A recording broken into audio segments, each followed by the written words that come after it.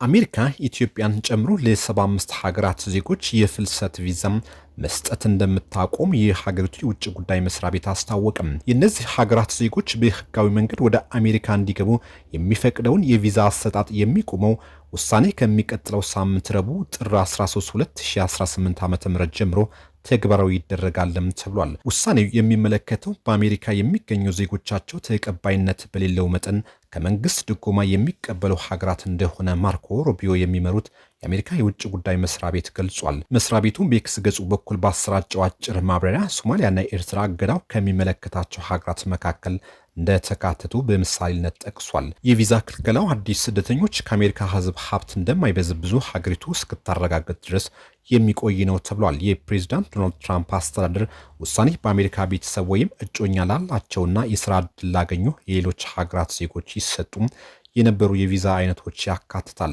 ከኢትዮጵያ ጎረቤቶች መካከል ከኬንያና ጅቡቲ በስተቀር የኤርትራ፣ ሱዳን፣ ደቡብ ሱዳንና ሶማሊያ ዜጎች ወደ አሜሪካ በሚያስገባቸው የፍልሰተኛ ቪዛ ላይ እገዳ ተጥሎባቸዋል። የአሜሪካ የቅርብ አጋር የምትባለው ግብጽ፣ ሁለቱ ኮንጎዎች፣ ናይጄሪያና ሩዋንዳ ክልከላው ተግባራዊ ከሚደረግባቸው 75 ሀገራት መካከል ተካቷል። በሁለተኛው የአሜሪካው ፕሬዝዳንት የስልጣን ዘመናቸው ወደ ዋይት ሃውስ ከተመለሱ 1 ዓመት ሊሞላቸው የተቃረቡት ትራምፕ እና ቀኝ ዘመም ባለስልጣኖቻቸው ወደ ዩናይትድ ስቴትስ የሚደረገውን ፍልሰት ለመግታት መሰል እርምጃዎችን ሲወስዱ ቆይቷል።